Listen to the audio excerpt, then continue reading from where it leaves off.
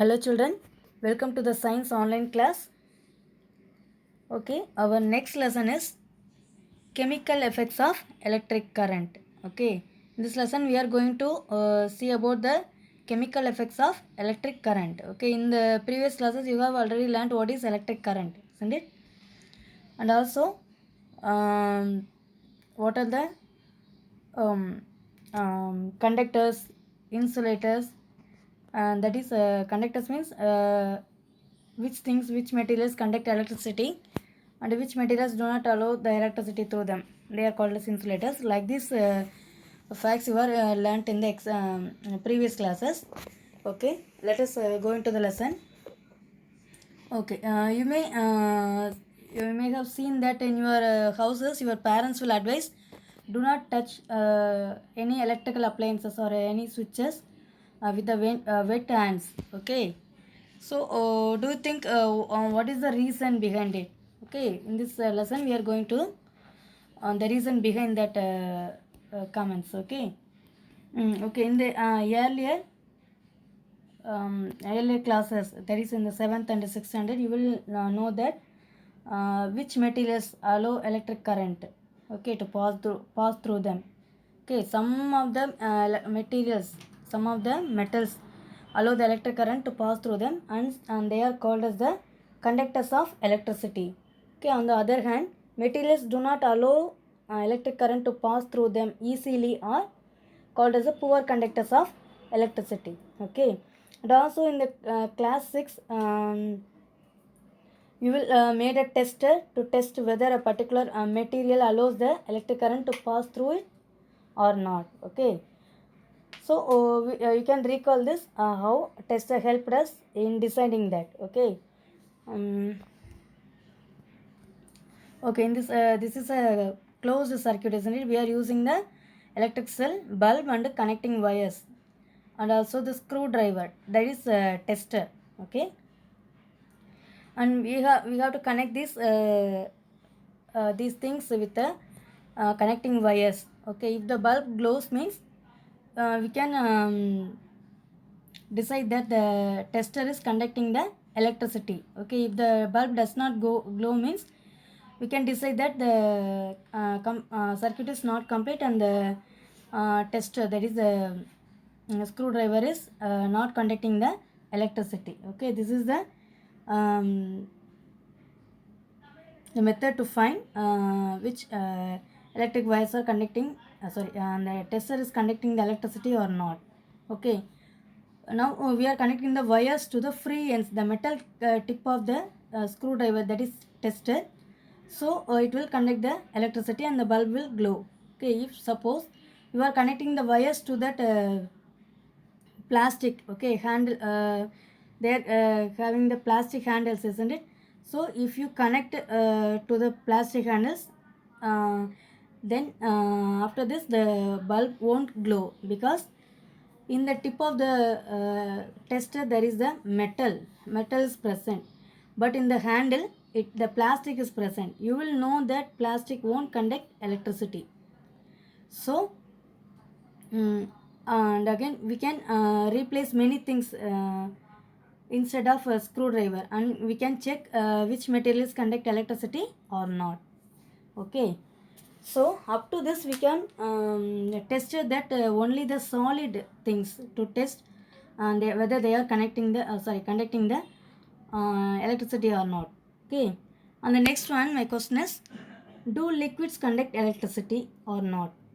Okay, to test whether a liquid allows electric current to pass through it or not, we can use the same tester. Okay, okay, however, replace the cell by a battery. Okay, battery means cell is a single one. Okay, single cell, electrochemical cell. Battery is the pair of or set of many cells. Okay, set of group of many cells is called as the battery. So for a single cell we can use the battery. Okay, and also before using the tester we should check whether it is working or not. Okay, so for this they have given one activity in in your book, page number 173, 14.1, activity number 14.1. So you have to join the free ends of the tester together for a moment. This completes the circuit of the tester and the bulb should glow. Okay, then however, if the bulb does not glow, it remains that the tester is not working. Okay, complete the circle. That is, you have to join the free ends of the tester and check whether the bulb is glowing or not. If the bulb does not glow, you can decide that the tester is not working.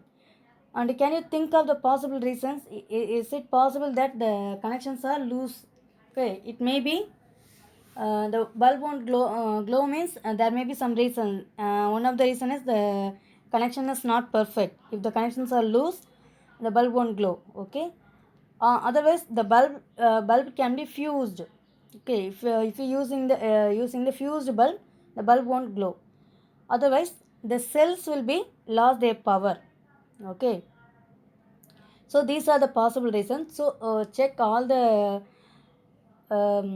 things that we are using in the circuit. You have to check the bulb, and you have to check the cell, electric cell, and you have to check the connecting wires. Connections is perfectly done or not. Okay, so after connecting this, we can use the we can check whether the liquids are conducting the electricity or not. Okay, so for this they have given one activity in the same page, activity 14.2. You have to collect a small plastic or rubber caps of discarded bottles. Okay, like this in the picture. You have to collect the small plastic or rubber caps. Okay, and pour 1 teaspoon of lemon juice or vinegar in one cap. Okay, we have to take lemon juice or vinegar in one cap. Okay, and bring the tester over this cap and let the ends of the tester dip into the lemon juice or vinegar as shown in the figure 14.2. That is in your book. The same picture is given in this PPT. Okay, so we have to bring the tester tip to the dip into the lemon juice or the vinegar. Okay, and take care that the ends are not more than 1 centimeter apart, but at the same time do not touch each other. Okay, so we have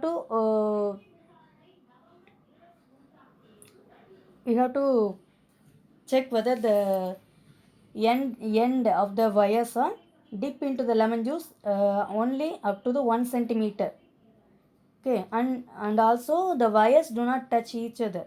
Okay, and does the bulb of the tester glow? Does lemon juice or vinegar conduct electricity? We have to check. If the bulb is glow means we can conclude that the lemon juice or vinegar conduct the electricity. Okay, so how would you classify lemon juice or vinegar, a good conductor or a poor conductor? Okay, if you do it in your home means just ask the help of your parents. Okay, in your parents assistance only you have to do these activities. Okay, so the lemon juice or vinegar will conduct the electricity. Okay, so the bulb will go, the bulb in the tester will start to glow. So when the liquid between the two ends of the tester allows the electric current to pass, the circuit of the tester becomes complete. The current flows in the circuit and the bulb glows.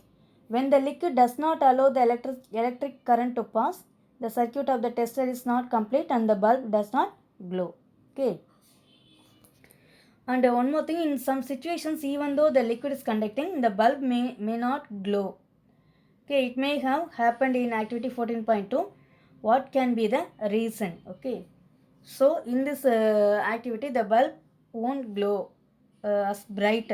Okay, so what may be the reason? They have given. Do you remember why the bulb glows when the electric current passes through it? Okay, due to the heating effect of current, the filament of the bulb gets heated to a high temperature and it starts to glowing. Okay. However, if the current through a circuit is too weak, the filament does not get heated sufficiently and does not glow.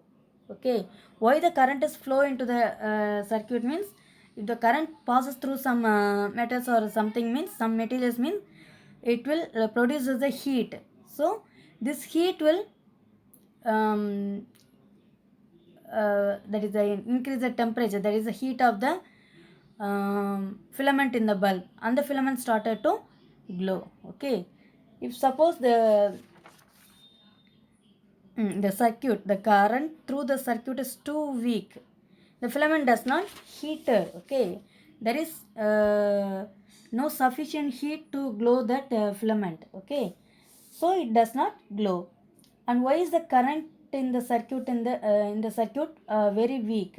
Well, though a material may conduct electricity, it may not conduct it as easily as a metal. Okay, in we have conducted many activities using the metals, whether it is conducted or not. Okay, in this one, the bulb will glow brightly, but when we are testing using the liquids, it will the bulb will not glow as it is in the metal, because the material in the material, the correct sorry, the electricity is passed easily through that metal. Okay, as a result, the circuit of the tester may be complete, and yet the current through it may be too weak to make the bulb glow. But in the